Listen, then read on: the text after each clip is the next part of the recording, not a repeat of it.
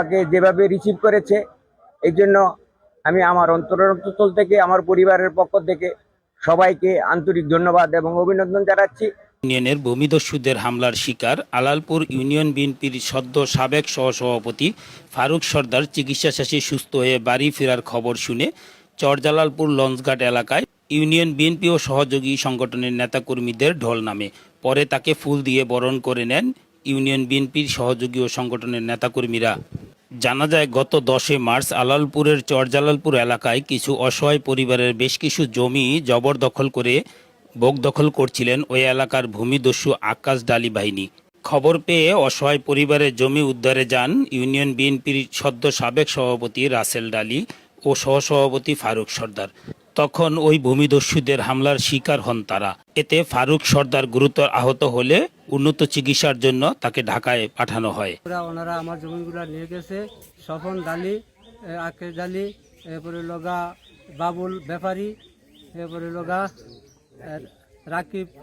রাকিব ডালি, ওনারা আমার এই জমিনগুলা জোরে দখল করে নিয়ে গেছে। ওনার এই ফারুক আলম সর্দারের নির্দেশে, এরপরে রাসেল ডালির নির্দেশে এই জমিনগুলো আমি ফেরত পাইছি। 4 কানি 4.5 কানির মতো জমিন ওখানে ছিল। ওই জমিন মনে করেন ওখানে ডালিবাড়ির গিয়া স্বপন ডালি, রাকিব, রিপন, আকেশ ডালি আর তারপরে বাবুল, সোয়াল এখন দলবল নিয়ে ওই জমিন মনে করেন দখল করে নিয়ে গেছে। নিয়ে যাওয়ার পরে আমি গেলাম প্রথম রাসেল ভাইয়ের কাছে, ডালি রাসেল ভাইয়ের কাছে গেছি। যাওয়ার পরে সে বলছে যে আপনাদের জমিন আপনারা খাবেন। কারা ওরা কারা, ওদেরকে আমরা বিতাড়িত করবো।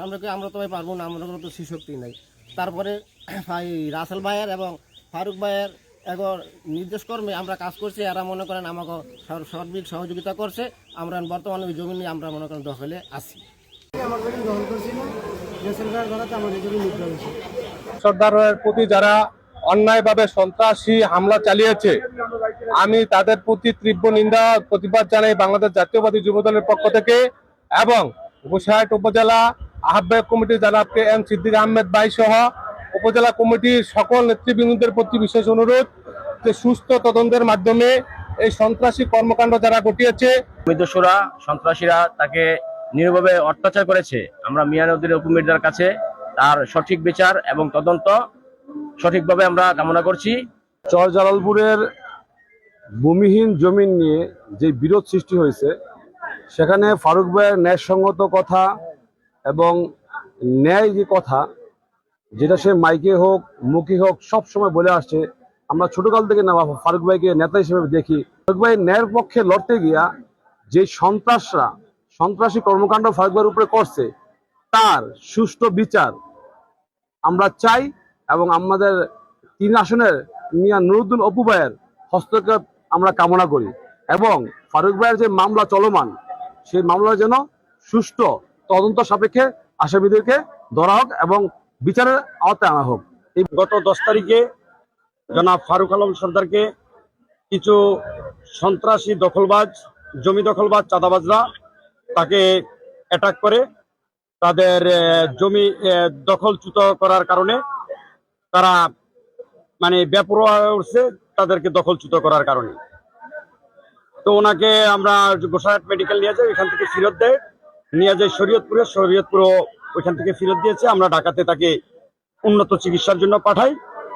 গরিবের চর ইউনিয়ন বিএনপি, যুবদল, ছাত্রদল এবং চরজালালপুরের শান্তিপ্রিয় জনগণ আজকে উপস্থিত হয়েছে। আমরাও তাকে স্বাগত জানাইছি। আমার ইউনিয়ন বিএনপি এবং যুবদল, ছাত্রদল, স্বেচ্ছাসেবক দল, অঙ্গ সংগঠন তথা জালালপুরের জনগণ আমাকে যেভাবে রিসিভ করেছে এই জন্য আমি আমার অন্তরস্থল থেকে আমার পরিবারের পক্ষ থেকে সবাইকে আন্তরিক ধন্যবাদ এবং অভিনন্দন জানাচ্ছি। এবং আজকে আমাকে তারা যেভাবে সম্বর্ধনা দিয়েছে, আমি আজীবন তাদের কাছে কৃতজ্ঞ। এবং আগামী দিন আমার রাজনীতির প্রেক্ষাপট এই জনগণের পক্ষে এবং এই জালালপুরবাসীর পক্ষে আমি কাজ করব।